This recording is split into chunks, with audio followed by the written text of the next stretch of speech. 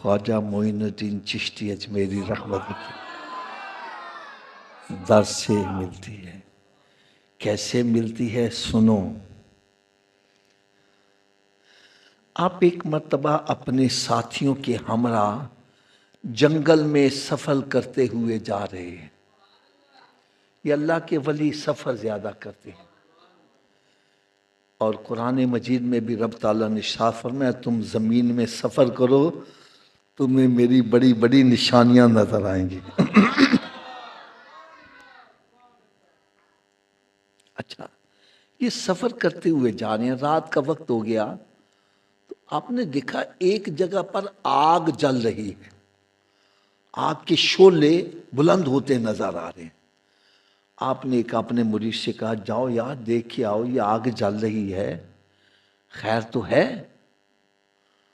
وہ گئے، واپس آ گئے، عرض کرنے کے خواجہ صاحب یہ لوگ آتش پرست ہیں۔ کون ہے؟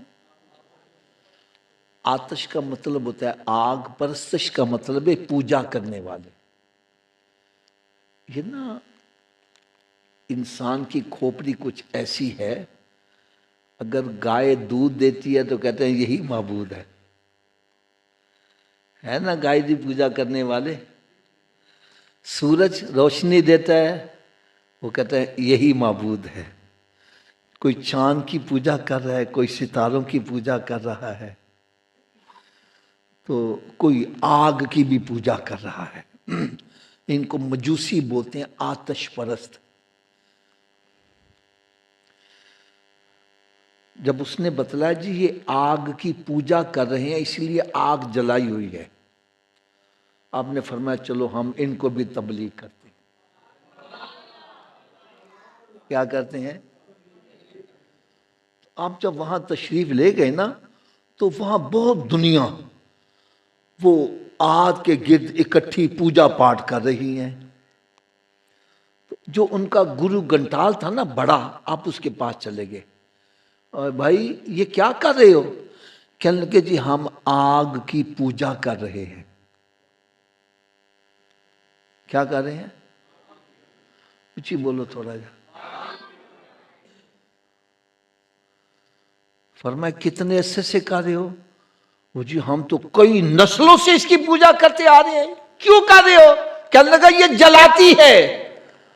فرمایا اچھا، اتنا عرصہ ہو گیا اس کی عبادت کرتے، اب یہ تمہیں جلائے گی تو نہیں نا؟ نہیں سمجھ لگی بات؟ بھئی جس کی تم پوجا کر رہے ہو، نسل در نسل سے پوجا کرتے آ رہے ہو، اب یہ تمہیں جلائے گی تو نہیں؟ کہنے لگے جس کا تو کام ہی جلانا ہے یہ تو جلائے گی، کو پوجا کرے یا نہ کرے یہ تو جلائے گی۔ فرمایا جس کی تم اتنی دیر سے پوجا کر رہے ہو پھر بھی یہ تمہیں جلائے گی، جس کی میں پوجا کرتا ہوں اس کا حکم ہو تو یہ مجھے جلا نہیں سکتی۔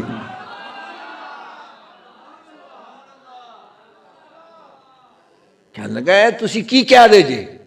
بھئی آگ کا کام ہی جلانا ہے، وہ جلائے گی، اس کی کو پوجا کرے نہ کرے یہ جلائے گی۔ تو اس کے پاس اس کا چھوٹا بچہ تھا، آپ نے اس بچے کو اٹھایا اور آگ کے اندر چھلانگ لگا دی۔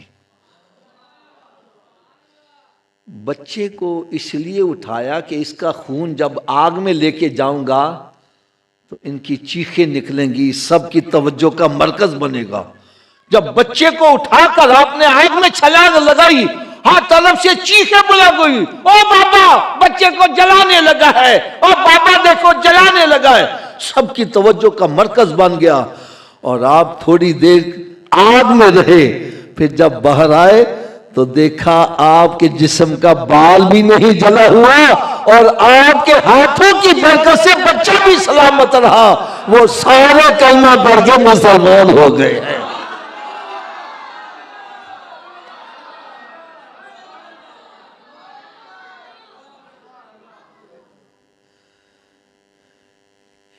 یہ اللہ تعالیٰ کے ولی اولیاء کاملین، ان کا عرس منانے کا مقصد یہ نہیں ہے کہ آئے دو چار ناتا سنیا لنگر کھادا تے مچھا نتا دیں دے آ گئے. ارے یہاں آنے کا مقصد یہ ہے ہمیں پتا چلے ان کو مقام کیسے ملا, ہم ان کے نقشے قدم پر چلے ان کا ہمارے اوپر بھی کرم ہو جائے. اور یہ اتنا ضروری ہے, اتنا ضروری ہے کہ ہر مسلمان جب نماز پڑھتا ہے ہاتھ باندھ کر بار بار اقرار کرتا ہے, عرض کرتا ہے اہدنا الصراط المستقیم, یا اللہ مجھے سیدھے راستے پہ چلا. سیدھا راستہ کون سا ہے؟ فرمایا صراط الذین انعمت علیہم, جن پر تیرا انعام ہوا ان کے نقش قدم پر چلنے کی مجھے توفیق عطا فرما.